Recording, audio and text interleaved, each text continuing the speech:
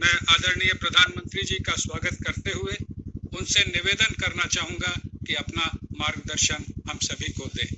आदरणीय प्रधानमंत्री जी। नमस्कार जी। एजुकेशन, स्किल, रिसर्च ऐसे अनेक महत्वपूर्ण क्षेत्रों से जुड़े हुए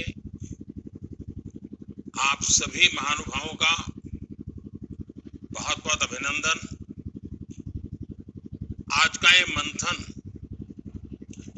ऐसे समय में हो रहा है जब देश अपने पर्सनल, इंटेलेक्चुअल, इंडस्ट्रियल टेम्परामेंट और टैलेंट को दिशा देने वाले पूरे इकोसिस्टम को ट्रांसफॉर्म करने की तरफ तेजी से बढ़ रहा है।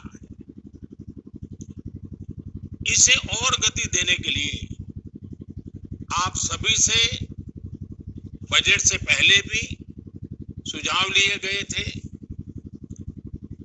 नई राष्ट्रीय शिक्षा नीति के संबंध में भी देश के लाखों लोगों से विचार विमर्श करने का सौभाग्य मिला था और अब इसके इम्प्लीमेंटेशन के लिए हम सभी को साथ मिलकर चलना है। साथियों, आत्मनिर्भर भारत के निर्माण के लिए देश के युवाओं में आत्मविश्वास उतना ही जरूरी है। आत्मविश्वास तभी आता है जब युवा को अपनी एजुकेशन, अपनी नॉलेज, अपनी स्किल पर पूरा भरोसा हो, विश्वास हो। आत्मविश्वास तभी आता है जब उसको एहसास होता है कि उसकी पढ़ाई उसे अपना काम करने का अवसर दे रही है और जरूरी स्किल भी दे रही है। नई राष्ट्रीय शिक्षा नीति इसी सोच के साथ बनाई गई है।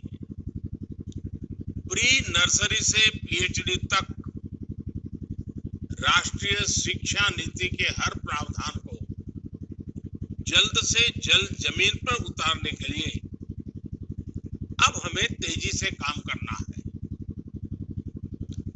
कोरोना की वजह से अगर रफ्तार कुछ धीमी भी पड़ी थी तो अब उसके प्रभाव से निकलकर हमें जरा गति बढ़ानी भी जरूरी है और आगे बढ़ना भी जरूरी है।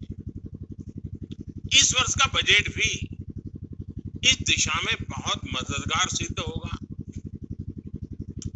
इस वर्ष के बजट में हेल्थ के बाद जो दूसरा सबसे बड़ा फोकस है वो एजुकेशन, स्किल, रिसर्च और इनोवेशन पर ही है।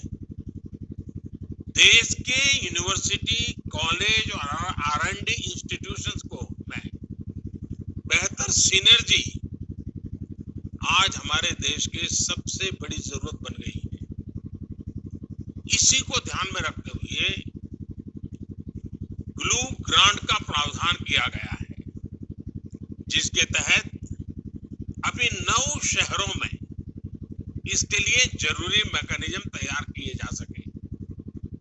साथियों, अप्रेंटिसशिप पर, स्किल डेवलपमेंट और अपग्रेडेशन पर इस बजट में जो बल दिया गया है वो भी अभूतपूर्व है।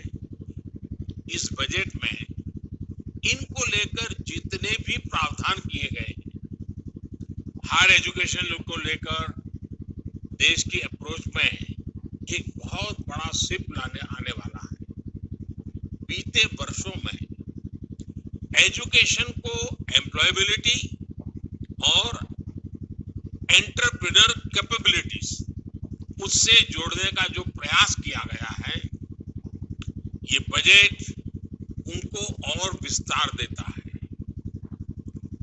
इन्हीं प्रयोगों का परिणाम है कि आज साइंटिफिक पब्लिकेशन के मामले में भारत टॉप 3 देशों में आ चुका है।